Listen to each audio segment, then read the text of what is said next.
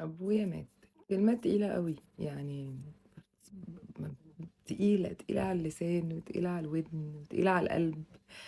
يعني مش مصدّق إن أنت ممكن هتفضل بردان كده ما فيش دفا خلاص، هتفضل متعرّي ما فيش حاجة تغطّيك خلاص، يعني صاحبك، يعني حنيّة، دلع، كل حاجة، مش هتسمع صوته، مش هيتصل بيك كل يوم، مش هيدلّع ولادك، صعب أوي يعني تحس إن أنت ضهرك اتكسر ومش هترجع زي الأول تاني، مش بتروح له تلاقيه محضّر لك الأكلات اللي أنت بتحبها، مش عندك أب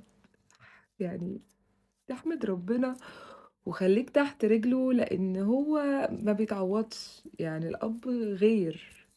غير أي حد في حياتك مهمًا كان حواليك ناس كويسة، الأب غير، اسمع كلامه، روح له، وخلّيك تحت رجله، صعب أوي يعني،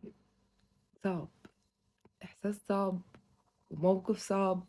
ومش عارفة ممكن ه أيامي هتمشي إزاي وهو بيعمل لنا كل حاجة، كل حاجة. كل حاجة ممكن تتخيل. أنا باشكر كل الناس اللي عزّتني وبعتت لي وكلّمتني وجات لي البيت وجات لي العزا، بجد شكرًا، شكرًا، شكرًا والبقاء لله يعني يا رب معزّيكم في أي حد غالي، شكرًا.